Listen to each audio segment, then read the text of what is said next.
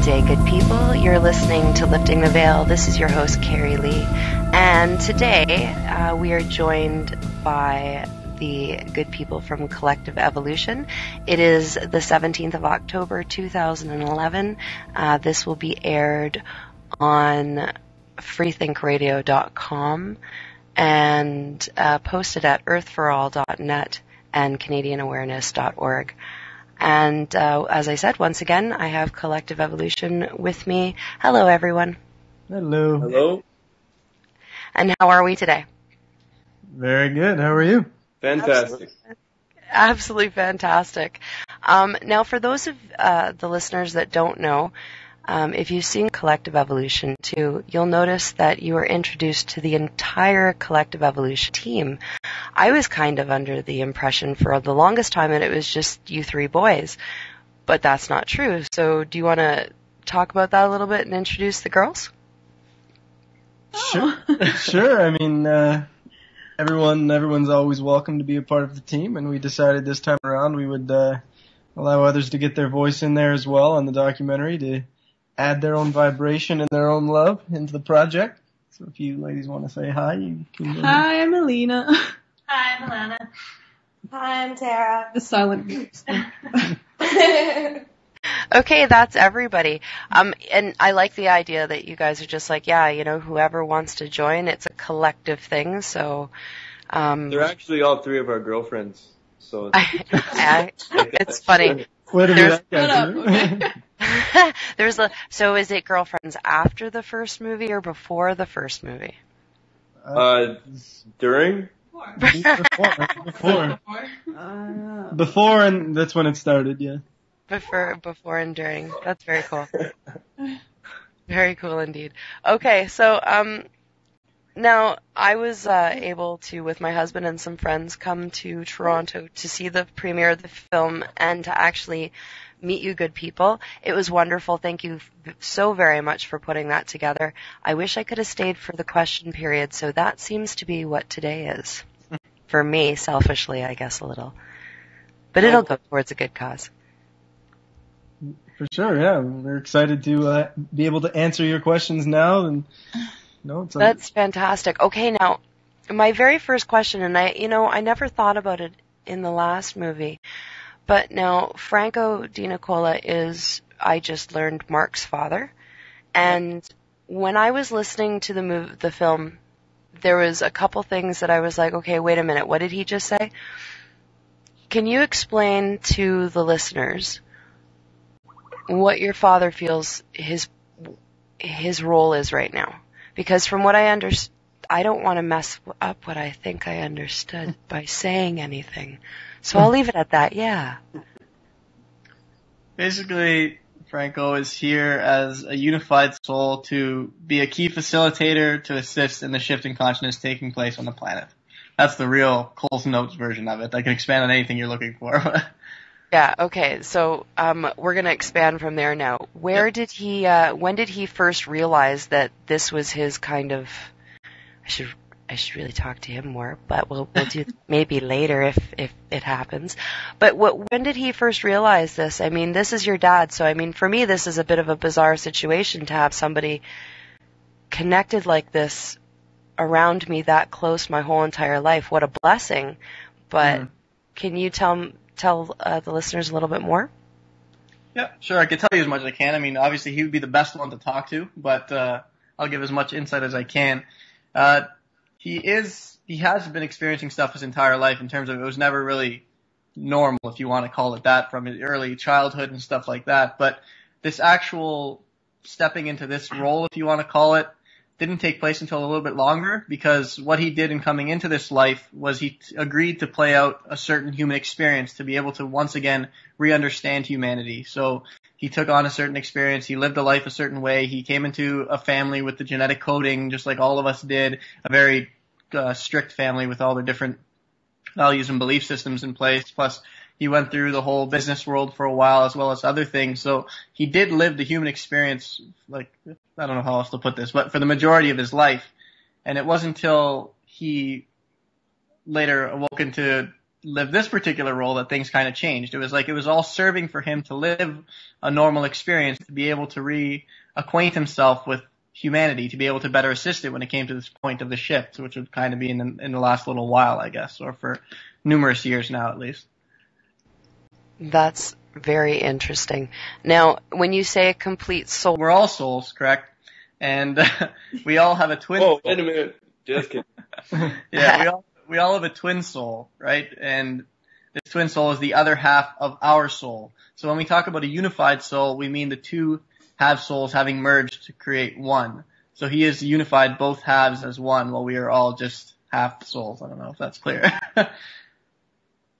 No, that's good. Does anybody have anything else to add to that? He's the only unified soul on the planet right now. Okay. Now I'm going to ask a silly question. No, go ahead. How do we go about knowing this? Is this just an inner knowing, and it, like I said, it sounds silly, but how did he come to this understanding, and when his souls merged kind of type thing, he just had a light bulb go off and... Well, he had completed his human experience evolution. I don't know when his last life was. Sometime in, was it late 1807? Yeah, that's when he completed his last life, and so at that point, his soul basically was dimension hopping and was doing various things off planet. And then at which point, when the other half of his soul, or basically, it's hard to explain the other half part because he is both halves, just as we are all souls anyway. Do you know what I'm saying? It's Sure. The words of it is a little bit challenging, but basically, after the two halves met up, basically they joined again, and that means the evolution of the human experience for himself was completed, and in which case he agreed for this point in time to come back, and of course, as Mark was explaining, he went through the process of going through the human experience to re-assimilate, to be able to relate with humanity. And that was important because if he came in on the planet just as like a complete soul being in a being state, he wouldn't be able to relate with humanity because he hadn't been here for so long, and it would be very challenging for him to be able to understand exactly what it was they were going through since it's been a while. So he went through that whole experience. And then basically he also agreed when he first came on to forget a good portion of what it is that he knew as a soul. And that, again, he was doing that for the process of going through the entire experience. And as he got older, he remembered more and more. He reactivated a lot of his memory. And as he continued to reactivate it, he continued to step into the role of what he's doing now. And as time goes, I think he's up to, last time I spoke to him, 95% or so of all the memory that he's had, and it continues to come day by day. That's incredible. Yeah. I kind of feel silly for not knowing more about your father before I did this interview. It's one of those things where puzzle pieces kind of just started coming together. I always sat there and said, Dina-Cola, okay, like I get that and I see it, but maybe it's just a coincidence. So he's been definitely a great influence on the group. Yes. Oh, absolutely. And I'm sorry? Yeah, I was just saying we've done a lot of work with him for sure. And I have to say that I absolutely love the work that you're putting out there. And this last film was just really one of those things where if you're at that point where you understand and you're ready to view it, then you don't really have many questions. It's more like many aha moments. I sat in silence and it was cool. And then the car ride home was just amazing. To be honest, it's like an hour and a half ride from Toronto to where we are, and it was nonstop talking for the first 20 minutes to a half an hour, and then like almost dead silence the rest of the way, where everybody was just contemplating and, mulling everything over. It was fantastic. Now, a lot of the information, you're not citing any specific, we got this from this book or this bit of research. And I noticed on some of the comments on YouTube that people are asking, where are you getting your information from? So you might want to cover that a little bit, where you got most of your information from. It's not all coming from within, although, yeah, kind of, sort of, more or less. But where did you do your research to come to this point for the second film? It's funny you kind of asked this because that was the first question we got even after the actual screening itself. So that's funny. But Yeah, basically, the information has come from what we've uncovered through our experience with various things we had all gone through within our own lives, and then gaining the clarity on it, whether it was through talking with others, whether it was through being in states where you're connected directly with the soul and you're seeing basically you're learning the lessons, or you're learning the information or the concepts or whatever it is that was shared. And also too, just, getting it from other souls. Like Franco has been a resource for us, for a lot of things too, because, when you go through and you're having certain experiences and inside you, it doesn't resonate as something, that you've been taught or that you know and you hold inside. And as you're going through, and then, you start to search a little bit more as to what it is. And when you go to the soul level of what these things are, you get a better understanding. And it makes a lot more sense, and it also resonates within you. So a lot of the information, yes, it comes from ourselves within in a way, but it's accessed through going through the experiences and being able to look at your experience and then look at the clarity that comes from it, and then be able to share that moving forward. It has to come from, in a way, kind of experiencing it. So it's like your own guidance kind of pushing you forward, and then a type of mad scientist outlook of how to process it all.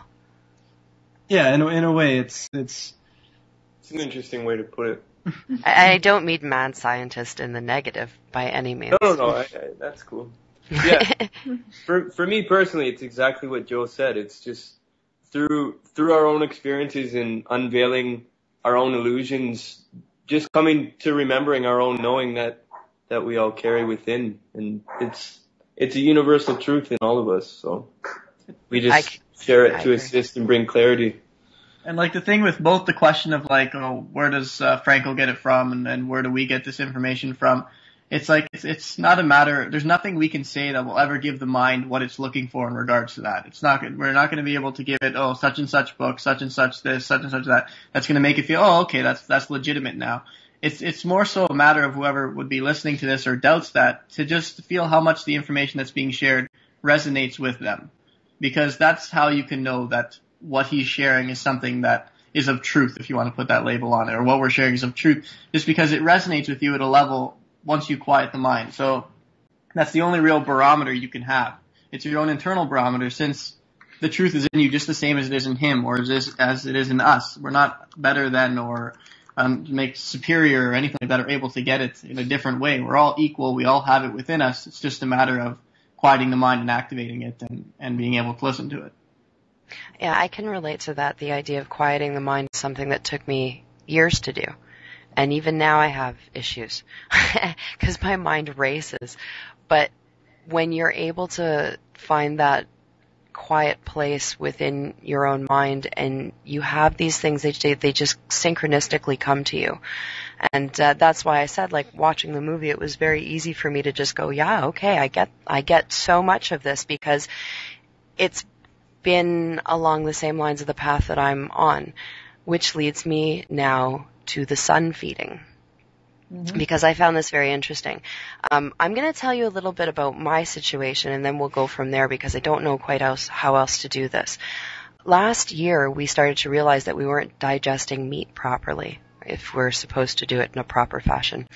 And so we started to wean ourselves off of meat, and then it was just chicken and fish, and then it was like we're just down to chicken and eating mostly vegetarian now. We can't handle density and whatnot. I found that myself, I'm not eating hardly much at all, but I'm completely energized. I feel fantastic. I have been doing very brief sun gazing myself. I started probably off and on since May. Just a little bit at a time. But I haven't really done any research or really given too much into it. And if anyone wants to sit and really explain a little bit more at length for my own reasons, and I'm sure other people are wondering about this too, explain the idea of sun gazing a little bit more for us, please. Okay, I'll take this one. First off, do you have any questions off the bat? I don't right now. When I got more out of the documentary, to be honest. The idea of working your way up and doing it first thing in the morning, because, silly me, 11 o'clock, looking up and going, ow, that's not a good idea. I should be up earlier. But, no, just an overall kind of beginner's shot at it, I think, would be wonderful. Because a lot of people are like, what do you mean? Are you just not eating it all? That's the other thing people are saying. Are they just not eating it all anymore? Well, I don't know, but I'll ask. So I'm asking. Well, the key thing to understand in regards to sun gazing is that, first off, everything is energy and everything is made of light. Everything is light energy. So when you look at sun gazing, a lot of people dismiss it, of course, because of, what we're taught with basic sciences and stuff like that. But, as you become more aware of yourself and who you really are and understand that you are a light being, you start to break down the veils and the belief systems that the way that the body produces and ingests certain foods and whatnot, it doesn't have to be the way that the traditional human way. Now, like with sun gazing, it's basically the purest and rawest form of fuel for the body that we can intake. I mean, because if you think about it, at the end of the day, foods that have sunlight in it are always much more resonant with the body. Like that's why they say like a raw vegan diet is one of the best for you, because it's all high vibrational foods, high energy foods. Now with the sun gazing, it's basically a practice where you gaze, like not really like a hard concentration. It's just a very natural, peaceful gaze to the sun, and you allow the sunlight to enter through your eyes. Now, you can also do this in other ways. You can do it with your eyes closed as well, but sun gazing in particular is allowing sunlight to come through your eyes. And we explain the practice in the video. I don't know if you want me to explain that here or... Well, not necessarily, but anything that is maybe a bit more above and beyond. You had explained starting off small with just a few minutes at a time and gradually working your way up. Where are you at in this? Personal experience is probably the best that people want to hear, is because it's an experience that they can probably relate to. So where are you at in your journey with the sun gazing? Well, with me personally, I don't do it every day. I do it as much as possible. Now, I don't personally practice the 10 seconds per day. What I normally do at this point where I'm at is, if I get a chance to sun gaze, I will gaze, and I'll just be in tune with my higher self and my body's resonance and my body. I'll gaze as long as my body tells me to, basically, and I'll just get a signal, that's enough for today, and that's it. It's really all about being in tune with your body and what it needs and what it wants. Yeah, just to add something, Cari, as you were saying too, you noticed as you changed the way you were eating, your physicality started to require less food and you were feeling a lot more energetic. The process that we're all actually going through is the physicality is actually, it depends on each stage that we're at, of course. Some people are eating the same amount of food they were before, but they're also not feeling as much of a conscious awakening inside themselves as others. But for those who are and who are going through a little bit of a transitionary period, they're feeling that certain foods don't resonate anymore. They're feeling not only that, but they're feeling that once they eat other foods, their body actually requires a lot less food. And it's because the body itself is actually changing to moving back towards its natural state. Because the natural state in which we program the physicality is that we don't actually require food, but we can use it. Then later on we activated it as we need the food for the survival mode, because we activated the experience of being in survival mode. But as we're transitioning and kind of going back to a more natural expanded state, we are weeding off the amount of food we need, because the physicality actually only needs to survive, even in the survival state, off around 500 calories of food. So we're slowly making our way back to that point. Now, in terms of the sun gazing and stuff like that, like Matthew was saying, when you gaze at it, you can feel how much energy it actually gives you inside your body. Like I've done fasts before where I wasn't eating food and I was playing sports and I was just gazing at the sun, and I've done about 36 to 40 hours of gazing while playing roughly around 10 hours of sports back to back. Or sorry, not 10 hours, 5 hours of sports back to back, doubleheader baseball game. And, I had more energy than I ever had before while eating food because I was taking in the sun, and there was no process that the physicality had to go through to break down the food, because anything that you're taking in that's solid, the physicality has to break it down, and that uses calories, of course. While you're going directly to the source, which is the sunlight, you're allowing it to fuel the body directly. Not only that, but when you look at, again, quantum physics shows this almost exactly. Everything is made of the same thing. It's all just consciousness that we define. I mean, that's not a theory. That's a scientific fact. And if everything is everything, or everything is this energy, why is it that the apple is separate from, the sun?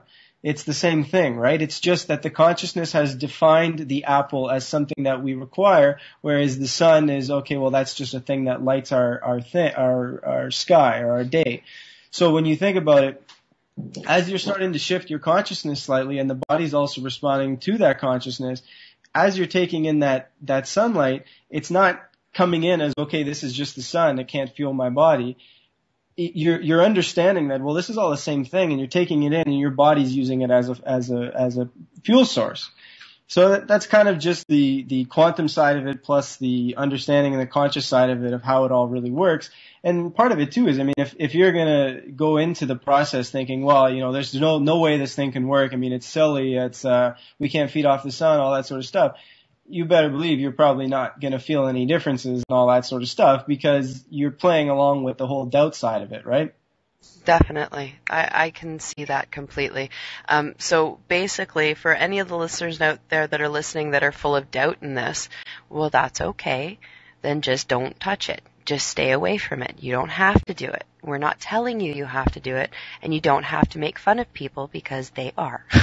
Sorry. Well, yeah, and the thing too is, I mean, if the thing is it's not like, I mean, you eat everything that, is shared in the documentary. It's not like, okay, well, that's the clarity behind it. Now, boom, done. It's changed. No, I mean, the sun gazing. So, okay, you're going to try it. I mean, it's like what you're experiencing with your own body, and it's like what we've all experienced with our own bodies. It happens, little by little in stages, right? I mean, you start gazing at the sun, but you don't decide, okay, today I'm not going to eat a single piece of food, a single ounce of food, nothing. I'm just going to look at the sun and that's it, and I'm not going to feed anything no more. Because your body's been doing that for however many years you've been alive. You've been feeding off the food. So not only that, it's operating off of a program. Not only that, you're connected to the collective matrix, which is also operating, saying, okay, well, the body needs this certain amount of food. But until you go through this transitionary process, which, can take as little or as long as each higher self or whatever is allowing it to take, you slowly wean yourself off of having the amount of food you need. Now, do we expect that every single person who sun gazes is going to get to a point where, yeah, we're not eating a single thing? No, because it all depends on their own journey. There are people on the planet who have gotten to that point where, yes, they don't eat food, but it's how much effort you want to put into it, and it's how much you want to follow the practice to the point of, okay, I'm going to do this every day. I'm going to allow this, to take the process and do everything that it has to do. Sure, you can get there, but it's all up to whatever journey you want to take. It's not to judge the fact that, okay, well, eating food is not the right way to do it, so we need to now sun gaze because that's the right way to do it. It's whatever you want to experience. Yeah, definitely. Now, for those that don't know, what I've been doing is drinking diatomaceous earth in the morning and at night. For those of you that don't know what diatomaceous flower is, please look it up because it's high in silica and minerals and so many amazing things. And I drink it with my grapefruit juice, non-concentrate in the morning, and I put some moringa leaf powder. Another thing, look up moringa leaf. If you understood what I was drinking every morning and night, you'd also understand another reason why I don't have a real desire for a lot of food. So yeah, that's my 2 cents in that. The other thing that I wanted to say is that a lot of things we don't even understand are just basically placebos. The idea that the only thing that we really do need to take our energy from probably is the sun, and I'm just going to throw that out there in a very flaky way, but whatever. And the idea that, like, okay, say I make orgonite, right? But I realize that the orgonite that I'm making is the exact same thing as what I'm made up of in the end anyway, and that I could be doing the same thing that the orgonite does. And at one point, I'm really thinking that I'm going to be able to come to that evolutionary point in this life, right? I'll understand that I can do the same thing that the orgone does. I don't know how you guys feel about that. To add to that, even, Cari, I've dabbled with stuff like crystals and like orgonite and stuff like that, and I've actually come to realize that the vibration that we emanate, that a vibration, like our natural state is a lot higher actually than things such as orgonite and many crystals and stuff, because of there is a collective belief in place that's projecting the vibration of these materials and whatnot. And you have to understand that you not only are you light, but your body's also made of water, which is a very, very high vibration in itself. So, I mean, yeah, absolutely. It all comes down to taking away the disbelief and just uncovering the knowing that you are that high vibration already. Definitely. I'm not there yet, and I'm on my way. I think that's like the big thing, eh? We all know that we're getting somewhere really fantastic. It's just the journey's fantastic as you're going along. Absolutely. Yep. And again, anything you want to do, like anything like the orgonite or whatever, however long it needs to supplement whatever it is that you're going through, that's okay. And then you'll feel when it's time, okay, you know what, I don't need to do this anymore, all that sort of stuff. You know what I mean?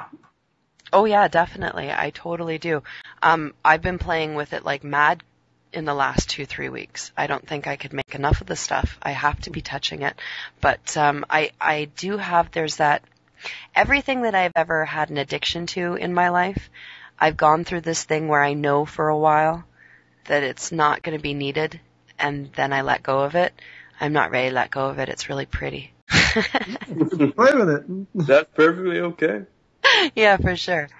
Okay, so now, how have reviews been coming back? What are the responses that you're getting from viewers of the film? Well, I mean, it's been, for the most part, I would say, it's been very positive. A lot of the people that, have written emails or written comments or said to us directly that, it's very, very powerful information, something that really, really resonated with me. A lot of stuff that I needed to hear. It was good that you put all of this in one, big package, all that sort of stuff. Some people were saying, this kind of hasn't been, put together in this fashion before, all that sort of stuff.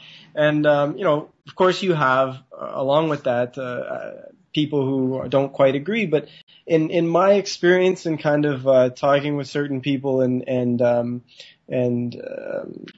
seeing some of the comments, it's pushing the buttons of people who currently have certain beliefs, religious beliefs, sort of stuff like that, which is okay. I mean, that's expected because when everybody's going to be challenged with whatever they need to be challenged with, and if this information challenges their belief, it's like we suggest at the end of the film. Just ask yourself, why is it challenging you? Why is it making you upset? That sort of stuff. And then just see how this information makes you feel and how the other stuff makes you feel, and just compare the two. I mean, feel out both sides of it. Yeah, for the most part, it's been really good. I mean, I think too, if you look on YouTube, I mean, the likes versus dislikes kind of tells the story. There's 300 and some odd likes or something, and I think like 30 dislikes or something. So yeah, for sure. Yeah, it's quite a big difference. No, it's fantastic, and everybody that I've talked to has been really happy with it. A few questions have come up, and we're answering them right now, which is fantastic. Now, what do you see? You took a little bit of a break. You had a couple weeks off. How did that feel? Well, I mean, it's kind of a week off, 2 weeks off, but at the same time, there was so much going on still. So yeah. Did you get to play some ball in the last couple weeks? No ball. Well, see, that's just not fair. Yeah, because the ball happened. need to get some ball going before then. Well, at least one more BP session would be great. Yeah, right before the snow hits, at least, eh? Yeah. Yeah. Now, what are you doing in the future? Because I know that you guys are always thinking and always moving forward and always accepting change as it comes. So what do you see coming? Quite a bit of stuff. It's been all over the place, actually, with the ideas and the things we've started already since the second documentary finished. One thing we're looking into and have had some good discussions about and some ideas come forth with is a bit of a web series we're looking at doing that's going to focus more on particular issues that many people on this planet are going through. So that's one thing we're looking at doing, and it's just a matter of getting all the things together. We're also continuing to contribute to the website, of course, through articles and stuff like that. We've looked at a couple mini documentaries we might put together, although that's still in the preliminary stages, and then some other things. We're just all small things all over the place, and we're keeping our options open. But trust me, we're staying busy at the same time because there's a lot of stuff going on, and we're definitely going to be continuing to assist. Oh, and I forgot one thing. Also, a lot of more live events. We got that from the screening itself. A lot of the people, especially in the question period afterwards, showed a lot of interest in gathering and doing more live events such as that. I mean, not just to screen the film, but just to get people together to talk about various subjects and to even just share their own opinions and just gather and bring souls together. It's a really powerful experience. And that seems to be one of the most prominent things presenting, so I'm pretty sure we're going to be getting on that, trying to develop something that would happen on a regular basis to be a resource, at least to start off in the city of Toronto, and then wherever it goes from there, we'll see. That's excellent. That's something that you had mentioned at the end of the show or the next day to me, and that's something that interests me because I like the idea of being able to get together with like-minded people. We're finding, though, and I'm sure that you are too, that people are coming to you now. Like, you find more people are gravitating towards you that have like minds. Maybe I'm speaking for myself. I doubt it. But it just seems like we're in this time where anybody that does have questions is coming to people who they just instinctively know the answers, or they're contractually going to be speaking with for a reason. Everything's just coming together for a reason, and I'm babbling. But I find that in the last 3 weeks, I've had more people that I had no idea would be coming to me, coming out of the woodwork and saying, "Hey, Cari, I'd really like to talk to you about all this stuff. I watched this and I watched that. What do you think about it?" And these are people that I wasn't thinking were even along the same lines of awakening. I honestly I had no clue. So would you say that you guys are seeing the same things, that more people are coming out of the woodwork? I mean, we do see what's going on Wall Street and every other country and city that's supporting. Everybody seems to be just ready to speak up and ready to rise up. Yeah. I mean, definitely there's people coming out and asking questions and stuff like that. That's been an ongoing thing for a while in terms of, everybody, it comes in waves sometimes. Sometimes you really feel times where, a bunch of people came and asked a bunch of questions, and then there was like a 2.5 week period where it kind of just went really quiet, and then like it comes up again, and then, so there's definitely waves, and there's different souls showing up to other souls because, they have a message they can share with them, and it's all agreements made at the soul level, that, basically one soul can share something with another, so they're going to go directly to them, and that's kind of how that happens. And yeah, the Occupy thing, I mean, it's really good. The reason why I like it is just because, I mean, it's a first step. It's a step moving forward for people. Sure, there's anger, there's judgment and that sort of stuff, which, doesn't really help the situation. However, it's a start. I mean, people are starting. It's showing that there is things going on inside everybody where they're saying, all right, enough is enough. And they're willing to do something about it now. And if this is the first step, this is the first step. Although we know moving forward, it's not going to stay in such sort of an angry, judgmental sort of way, because it doesn't serve for it to be that way.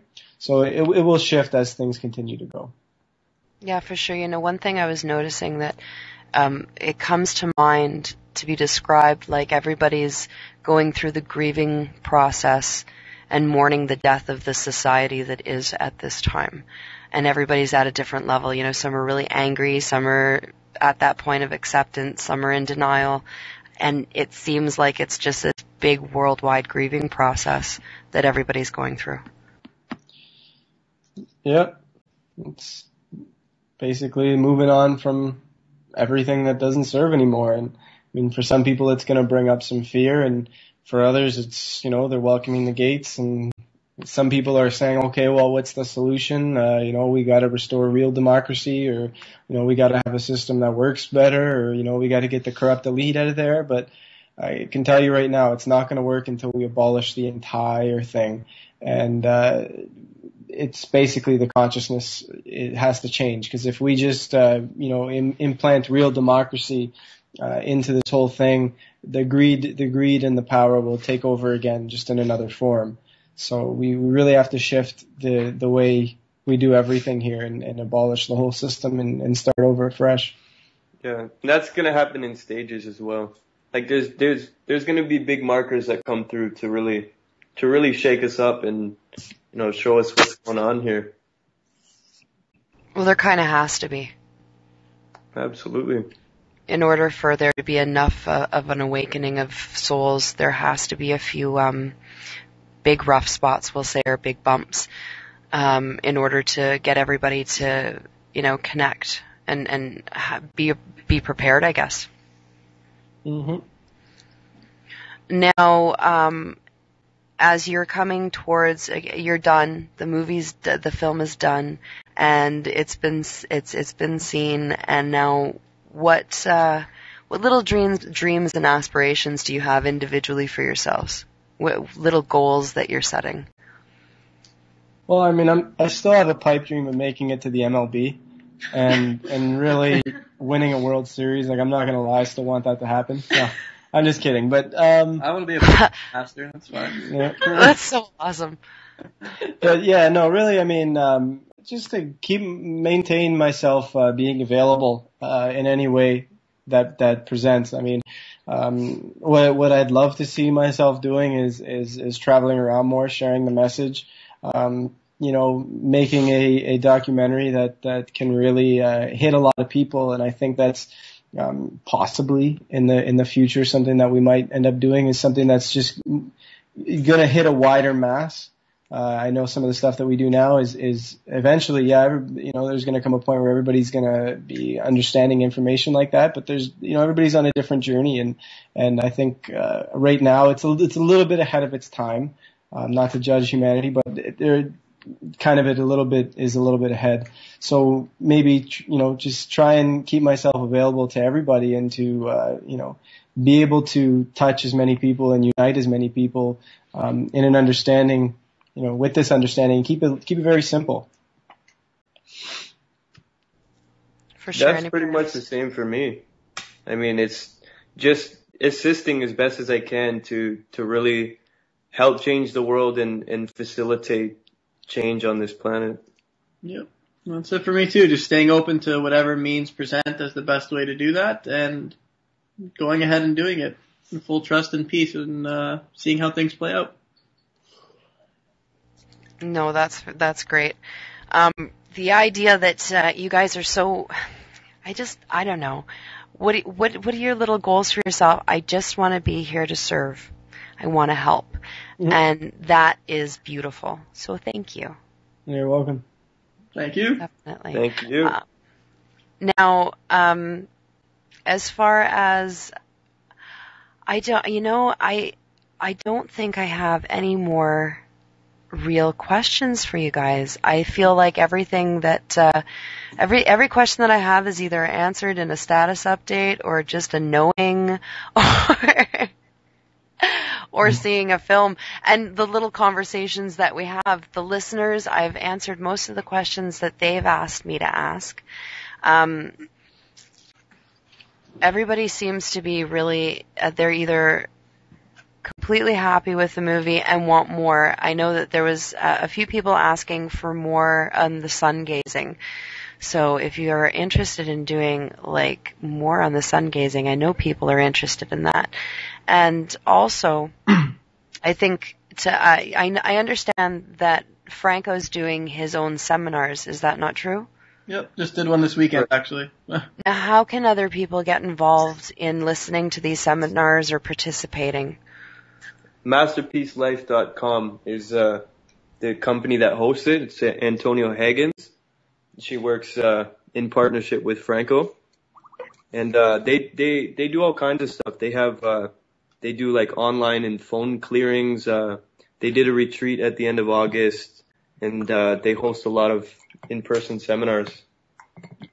And also, if not through them, there's also Franco's own website, francodenicola.com, which I help him to manage, so I usually am pretty good with keeping track of the events, so anything that's coming up will usually be posted on one of the pages there, so you can always see if there's anything someone might be able to attend, either in person or online. And I was just going to say, personally, I'd like to, in probably November or something, I'd like to hold an open gathering, us hosting it with Franco there. Would just be something that I'm hoping to do. So anybody in the Toronto area, we're not too far outside of it, who's willing to travel. Yep. Also, before I forget, a note on the sun gazing thing. I haven't watched it in full. I've watched bits and pieces, but apparently there was a pretty big doc that came out. I'm not sure how long ago. I'm not sure how well researched it is or anything, but it seemed like it was pretty well done, called Eat the Sun. I'm pretty sure it's available on YouTube, but it's called Eat the Sun, and it's about sun gazing. I'm just actually having a quick look at it right now.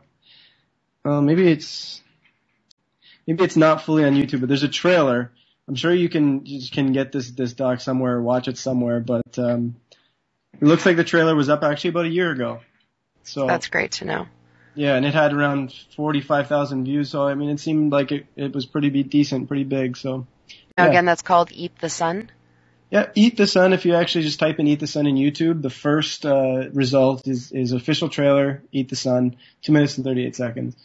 And then from there, I'm sure it can be found. Fantastic. Okay, I lied. I have more questions. So, your initial thoughts I know we touched on this a little bit, but did you all get a chance to go to the Occupy Toronto this weekend?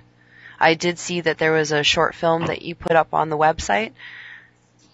Yeah, well, we didn't all get to go because it kind of conflicted in terms of scheduling with Franco's seminar that he was doing this weekend. But of the three of us, Joe is the one who actually went down there, because both me and Matthew were at the seminar. But if there's just to touch on it, I mean, I went down there. The intention was just to cover a little bit of the video side of it and see how the whole thing kind of went down. It was interesting. I mean, there's an interesting vibe there. I mean, people were, there were some people there that were just there for love, just to share that love. Like, there's one guy I got a cool picture of. He just had a Be Love sign on his chest. I mean, I just thought that was great.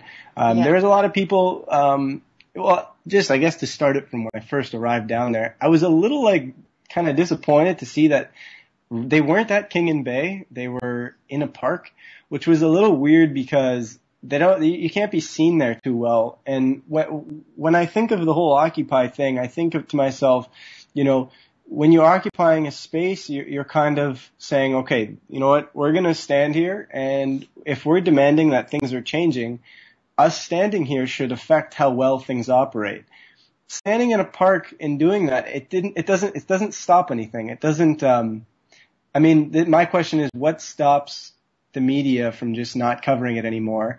And how does it stop the city from operating if they're just standing in a park? That's my only thing that I was wondering about the Occupy thing. I don't know if they have plans to taking it and starting to occupy a street or something like that. They actually did that today, Joey.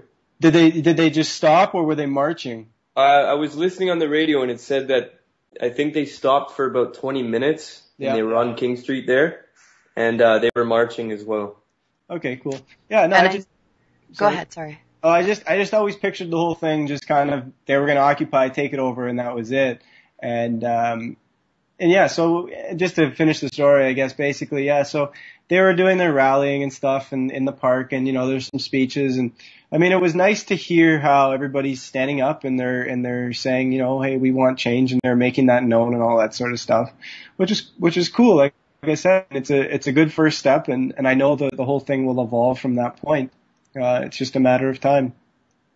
Now, what are we on? Week 3 or 4? I think it's the beginning of 4 for Wall Street, and then for the rest of the world, I mean, since the 15th. That's fantastic.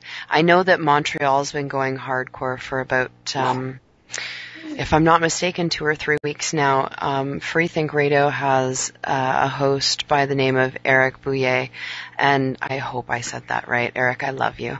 And he's been out there with the Love Police, just taken to the streets and occupying, and there's some great videos up on the YouTube for the Montreal chapter of the Love Police.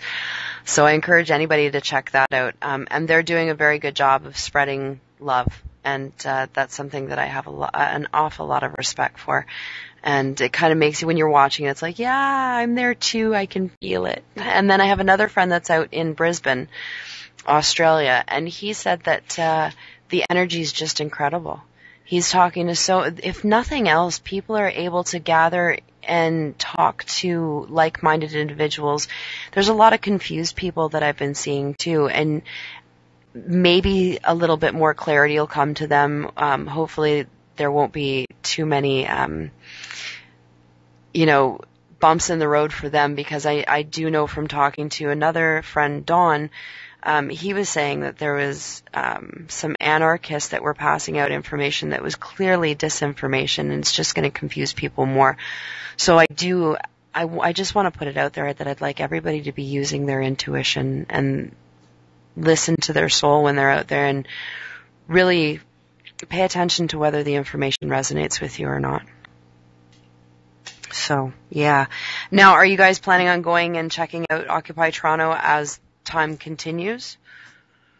I'm probably going to go check it out this weekend. A friend is going down, and she asked to go, so I'll probably go down along. And I thought it'd be a cool idea, too, if we went down there with, a bunch of docs and some flyers and stuff like that, and just, trying to connect with some of them, which would be cool. So, I mean, I'm sure here and there we'll get down there. I had an idea of possibly making a little short documentary or something on the whole thing, but it kind of depends on how things go and what else we're involved in and all that sort of stuff. Yeah, for sure. That makes a lot of sense. All right. Well, I would just like to thank you all for coming on to the show once again.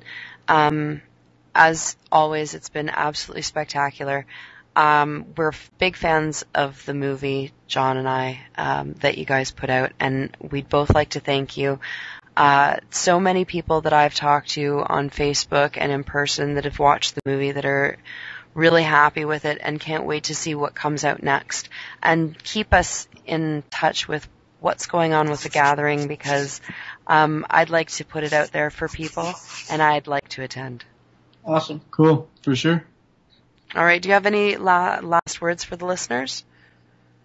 It kind of goes with what you just said. I guess I'll just say to focus upon the messages that you're hearing and not to focus so much on the source of it, because the mind can get obsessed with the source and can judge the source and can go to one end and back with the source. But when you just focus on the message to see whether it resonates with you or not, and that can apply to anything you hear and come with throughout this entire shift. So that would be my thing to leave everyone with, I guess.